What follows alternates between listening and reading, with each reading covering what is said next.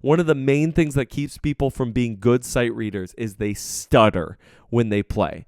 That stutter is because they're actually teaching themselves to repeat notes when they make mistakes. You find yourself in this situation where even though you really love music and you love playing music, to learn new music becomes this hurdle, this annoying thing that you have to do that takes a long time. And why? It's because your sight reading ability is not where you want it to be. So how can we practically improve our sight reading? Well, there are some basic strategies that we can use that will help create a lot more efficiency with how we sight read and get us to that point where we can just look at a piece of music and be able to play it for the most part first time that we look at it. So before we get into that, I do want to talk specifically about sight reading and why it's important compared to ear training and learning by rote, which is really the three main avenues of how you get better at music and how you learn music. I think sight reading is super special. And I know a lot of people kind of have a beef with sight reading because some musicians get really good at sight reading, but they don't get good at actually playing music. And so they become kind of almost robotic and they're a slave to this page. They're like just focused entirely on the page, and that's the only access point they really have to the music. But sight reading has some very unique advantages. The two I want to bring up right now, among many others, is first, it's one of the only ways to learn music without ever hearing the music in the first place. This is magical. If you have never sat down with a score of music and you've never listened to it before and then just played it and let yourself expose yourself to this music, it is amazing. It's incredible. It just feels so good.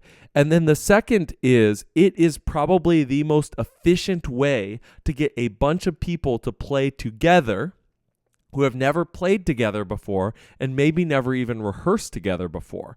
Just a couple scores of music, give everybody their parts, and now you have everyone playing and engaging together. It's really, really cool. Let's talk about our goals. The goal is to have an easily executable plan to get better at sight reading and note identification. We already talked about why this is desirable, because the better you are at sight reading, the quicker you're going to be able to learn music. Let me throw out some disclaimers. This is going to be targeting the intermediate level. That's kind of all these videos. I'm not really interested in working with the beginners because that really is going to require a lot of knowing your notes, knowing how to play your instrument, all these very basic things. And also, this isn't really for super advanced people because you're going to have much more specific questions. And if you have those type of questions, really any questions, I'm happy to answer them. Just throw them in the comments and we can go through them. There are also many different ways to learn music, and sight reading is just one of them. And so if you're not that interested in it, just be done with this video, go do something else. But I will say, if you're one of those people that's like, I learn everything by ear, why would I get better at sight reading? That is such a short-sighted view of how to do things. You will benefit from every access point and every avenue you have to get better at music. So please keep watching. Let's develop a sight reading strategy. Now, one last big disclaimer. As much as I love sight reading, it is not a musical skill. What do I mean by that? Nothing about learning to be a better sight reader directly translates into being a better musician. It just does not. I would actually say the same thing is true with ear training, and the same thing is true by learning by rote. It's sort of like becoming a really good test taker or a really good speed reader. These will improve your general academic performance, but they don't actually make you smarter or more educated. They just kind of help you in the mechanistic part of learning. Very similarly, sight reading helps you in the mechanistic part of learning music. What are the notes there? Stuff like that. It is up to you and other skills, articulation, dynamics, expression, phrasing. That really is going to make you into a better musician. Feel, all these different things, rhythm, tone, those type of things. All right, let's start talking through how our actual practical strategy works. And the big baseline level, it is just literally spend 5 to 10 minutes a day looking at brand new music. Yes, it really is that simple. If you want to get better at sight reading, you have to practice sight reading. The big problem with people learning music is they tend to very little prioritize actually looking at brand new music. What they do is they find a piece they want to learn, they start looking at it, and guess what? After that first day, you're no longer sight reading. You're just working on other aspects of playing the music. You're working on technique, you're working on theory, you're working on memorization. All of these things are amazing, but they're not sight reading. So if you want to get good at sight reading, you need to dedicate a period of time at looking at music you've never seen before. This goes into personal preference, but hey, you're watching my video, so you're going to have to deal with it. And that is, I don't think you should use resources created specifically for sight reading. And the reason why is you're kind of learning for the test then, as opposed to learning how to actually read real music. And what I mean by real music is music meant for performance, meant to be played for your personal pleasure, for the pleasure of an audience. And if you want to get good at that type of music, you need to read the type of music you're interested in playing. There is a slight little hack here, though. If you're religious, you probably already are familiar with a hymnal or chorales. And if you're not, it doesn't matter. They are amazing for sight reading. I will put up a sample sheet right over here of a hymn, and a couple things that you notice. The rhythm is quite easy. It's all about the same. The keys tend to be quite easy. Yes, some of them get into more sharps and flats, and if that's a struggle for you, start with the ones with only one sharp or one flat. Just make that the easy variable there. And then you have 4 different lines of music. You have the soprano line, which is the top line. Then you have the alto line below that, still on the treble clef. Then you have the tenor line, which is high up on the bass clef. And then you have the bass line, and that is going to be the lowest line there. So you get a lot of bang for your buck for each hymn.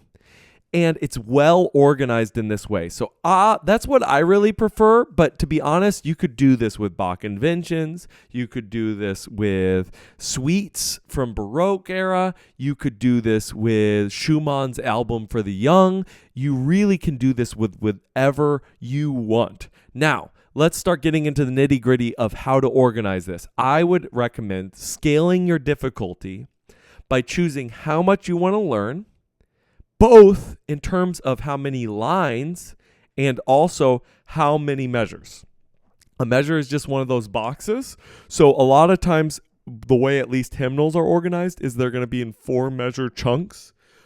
And so you can kind of just take a 4 measure chunk and then go, am I going to learn just the right hand or just the left hand? Or even, am I going to learn just that soprano line? So the very top line of notes, and then you got the next one, and then the one below that, and you can break it up that way. The amount of music you look at really should be based on your own frustration level. You should start to get annoyed, but not fully frustrated. Think of it kind of like working out. There's a term with modern sports science which says stimulate, don't annihilate. And the idea is you want to make your muscles really feel that need to grow, but you also don't want to get to the point where the next day you go, okay, I should work out. And then you move your muscles and you're like, wow, I am so exhausted and sore. I can't even imagine working out today. That means you did too much. And it's very similarly, if you wake up the next day or you think about sight reading and you just have this negative connotation because you went so hard, you're doing something wrong. You need to pull it back. You need to really get to this point where it's sustainable. That's the big thing. The consistency is going to really matter. Now, let's get into a couple more things. We need to talk about what you do before you read the sheet of music. Before you read the sheet of music, you need to look at the key signature, the time signature, the title, and the composer. Let me break down why of each of those things and what you're really looking for. The key signature you're looking for to know which sharps and which flats are just guaranteed to be in there, and also what the important note or notes are. So for example, the example I have up here is going to be in D major, And we know that because there are two sharps, you can always go to the very last sharp and go up a half step. Not needing to dive into that too much because that's, again, stuff you should probably already know. In D major, D is our home note. D is our important note. So guess what? We're going to expect a lot of Ds. And then at the same time, we know that every F and every C is going to be sharp. Huge amount of knowledge from the key signature. The time signature also gives us a lot of knowledge about the rhythm. It tells us that every measure, in this particular case, is going to have 4 beats, 4 counts, 1, 2, 3, 4. And the quarter note, that's the bottom number, is going to be what we're counting. So we have 4 quarter notes in each measure. Then we get into the title. Well, in hymns, the title is the first line. And for the most part, what the title really should do is give us an idea of whether or not we know this song. That's probably 9 times out of 10 what the title does.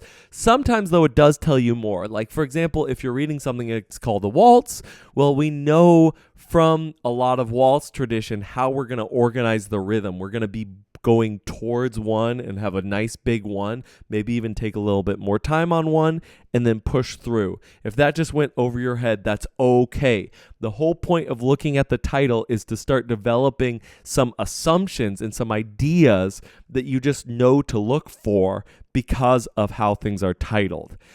Also, same with the composer. Once you become more familiar with more different composers and music writers, you will start to develop trends and ideas that you'll just be expecting. One of the big ones, and this is a complete jump of niche, but Taylor Swift, you should expect that she uses chords that are not the usual chord in a pop song. That is kind of her go-to. If most people use a 4 chord, she's going to use a 2 chord.